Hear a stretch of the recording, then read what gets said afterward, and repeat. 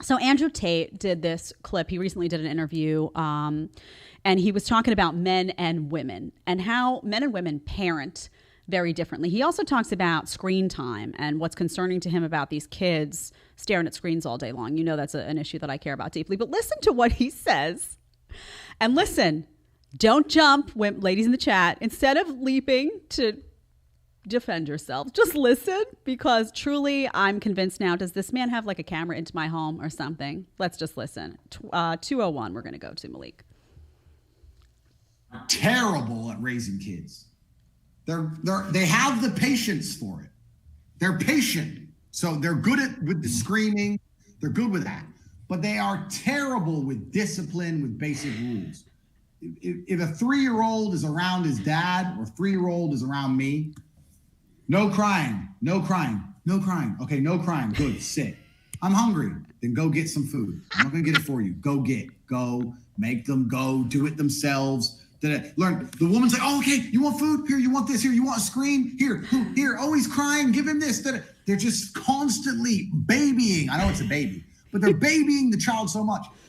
If I had a child, I don't have any. Let me keep the number down to 0 for this one. But if I had a child and they were to say, oh, and they're crying, and the mom said, give him the iPad, I say no. Oh, but he's crying. Let him cry. Guess what happens? He ain't gonna die. Let him cry until he realizes that crying doesn't work. It's amazing that children can learn around one parent that crying doesn't work, and around another parent that crying that completely works. I've seen kids be around their father and never cry, and around their mother cry nonstop. Because they're not stupid. They know what works. Doesn't work with me. You can sit there in silence. Here, play with a fucking toy. Have him that. Give me a little truck to play with. Done. Okay. Now, you know his delivery is what it is, right? He's got his own energy, but this is so on the money.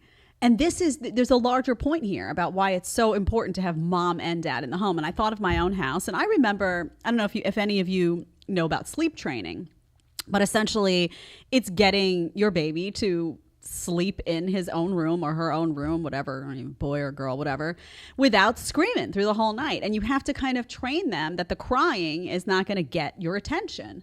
Well, my husband decided when we had Hartley, he was like, it's time, he needs to grow up. I'm like, what do you mean? He's a little baby. That's my baby. I did exactly what Tate's saying in the video. Oh, I had to leave the house when the sleep training was happening. My husband was fine. He was like, he's fine. He's been changed. He had his bottle. All is good. He's just crying because he knows he's going to get to you. I had to leave the house. I would leave for a couple hours and I would come home. And do you know, in a day or a day and a half, the child was fine, wasn't crying in the crib anymore, but I, being the mom and being a female, had a very empathetic, emotional reaction to my child crying that my husband was like, he needs to learn. And I've learned that dynamic exists in many areas. Maybe you have kids, maybe you don't. But it's absolutely essential to have that balance of energy. My kid even knows when he starts crying for something, daddy's like, no, comes running over to me, but mommy. And I'm like, babe, just give it to him for a little, maybe 20 minutes. Because he's got me whipped. That child sized up a room and he was like, she's the weak one. Go for her. He does it all the time. So I think it's interesting. And I think it's important to recognize that a dad is not a mom. And a mom is not a dad. And he opens the segment talking about how women have this patience, right? Can listen to the screaming and go. We're different. Guys sometimes can't. They're like, oh, God, we are different, which is why men and women and moms and dads complement each other. And if you remove one from the home, there is a consequence to that. That child doesn't get that balance of masculine, feminine energy of mom and dad who bring very different things to the table. So now imagine a house where there is no dad to be that disciplinarian, where there is no father figure to do those things, to kind of train you that you can't just, get away with whatever you want, that there are rules. Or imagine a house where there wasn't that mom that had that patience or that nurturing energy or that soothing energy if that child has a cold or is sick or whatever it may be. There will be something missing. And this is something that the Matrix doesn't like you to talk about, because in order to talk about this, you have to be willing to acknowledge the reality that men and women aren't the same, and they can't have that.